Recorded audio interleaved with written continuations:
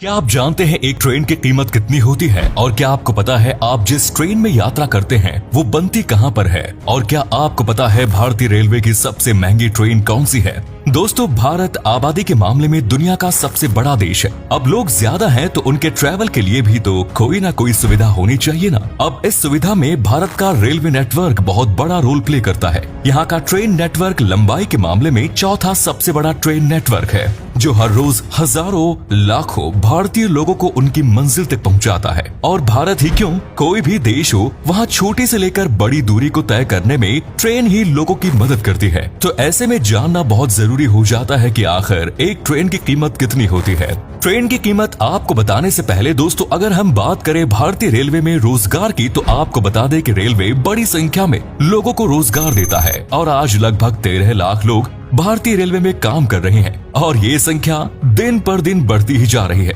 लोगों को सुविधा देने के साथ साथ रेलवे रोजगार भी बड़ी संख्या में देता है। तो चलिए दोस्तों, अब जानते हैं आखिर एक ट्रेन की कीमत होती कितनी है। तो दोस्तों, ये तो आप जानते ही होंगे कि ट्रेन दो पार्ट्स में होती है। इसका पहला पार्ट होता है इंजन, जो पूरी ट्रेन को खींचता है, और दूसरा पार्ट होता है कोच, जहां पैसेंजर्स बैठते हैं। और अगर आप पूरी एक ट्रेन की कीमत जानना चाहते हैं तो उससे पहले आपको इंजन और डिब्बों की कीमत के बारे में जानना होगा। तो दोस्तों, कुछ रिपोर्ट्स ये कहती है कि भारतीय रेल के सिर्फ इंजन को ही बनाने में लगभग 20 करोड़ रुपयों का खर्चा आता है। आप सोच रहे होंगे कि सिर्फ 20 करोड़ में इंजन कैसे? तो हम आपको बता दें कि ये कम है, इसलिए क्योंकि ट्रेन के इंजन भारत में ही बनाए जाते हैं और इस वजह से भारत में ट्रेन के इंजन की कीमत दूसरे देशों के कंपैरिजन में कम होती है। और जहां तक कोच की बात है तो इन्हें पैसेंजर्स यानी यात्रियों की सुविधा के अनुसार अलग अलग तरीके से बनाया जाता है। जैसे आपने देखे होंगे कि ट्रेन में एसी कोच भी होता है, स्लीपर क्लास भी होता है। जो गरीब तबके के लोग होते हैं उनके लिए जनरल कोच की सुविधा भी ट्रेन में दी जाती है। हाँ, लेकिन ऐसा नहीं है कि इन कोच की कीमतों में कोई ज्यादा बड़ा बदलाव आता हो, क्योंकि साइज तो सभी के एक जैसे ही होते हैं। तो इनकी कीमत में 19 से 20 जितना ही अंतर होता है, लेकिन इनके अंदर जो सुविधाएं दी जाती है उनमें बहुत बड़ा अंतर होता है। जैसे एसी कोच में आपको एसी की सुविधा मिलेगी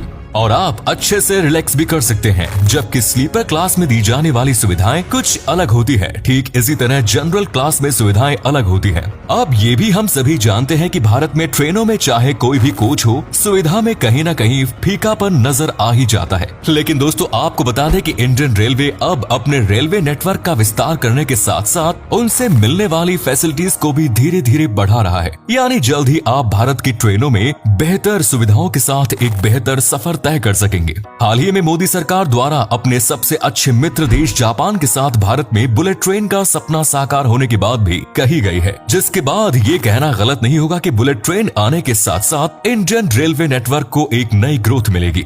खैर, अब मैं आपको बता दूं कि एक कोच को बनाने में लगभग 2 करोड़ रुपयों का खर्चा आता है। अब आप ट्रेन की कीमत को ऐसे समझिए, जैसे एक एक्सप्रेस ट्रेन में ज्यादा से ज्यादा 24 डिब्बे होते हैं और हर एक डिब्बे की कीमत 2 करोड़ होती है। तो इस हिसाब से देखा जाए तो 24 डिब्बों की कीमत 2 करोड़ प्रति कोच के हिसाब से 48 करोड़ रुपए होती है। यानी 48 करोड़ में सिर्फ एक ट्रेन के डिब्बे ही बनकर तैयार होते हैं। वहीं अगर इसमें हम इंजन को भी जोड़ दें, जिसकी कीमत 20 करोड़ होती है, तो ये टोटल हो जाएगा 68 करोड़। और इस तरह हम ये कह सकते हैं कि एक सामान्य ट्रेन या फिर एक एक्सप्रेस ट्रेन को बनाने में कुल खर्चा 50 करोड़ से लेकर 100 करोड़ के बीच आता है। अब हमने एक ट्रेन की कीमत तो जान ली, लेकिन लगे हाथ ये भी जान लीजिए कि भारत में कुल कितनी ट्रेन है। तो दोस्तों, अगर कुछ रिपोर्ट्स के अनुसार बात करें तो भारत में 12,617 पैसेंजर ट्रेन है। इनके अलावा 7,349 मालगाड़ियां।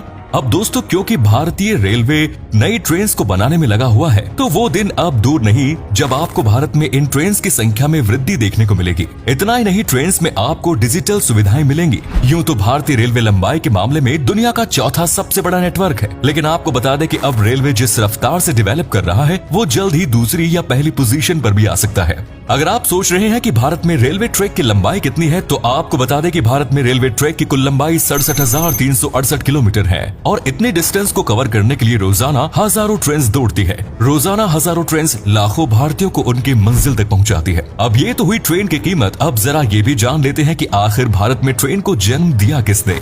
जो ट्रेन आज हम इंडियंस के लिए ट्रेवल का मुख्य साधन है, वो ट्रेन भारत में आई कैसे? तो दोस्तों आपको बता दूं कि भारत में ट्रेन की शुरुआत अंग्रेजों द्वारा की गई थी।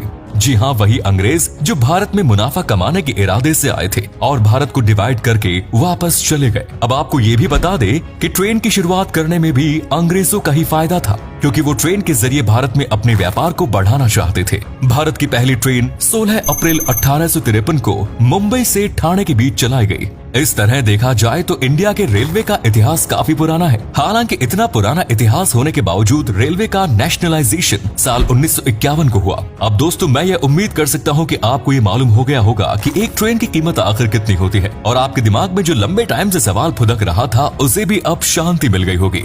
तो अगर आपको ये जानकारी अच्छी लगी तो अपने शहर और राज्य का नाम हमें कमेंट्स में लिखिए, और अगर आपको ट्रेन की कीमत मालूम हुई तो एक लाइक तो बनता है।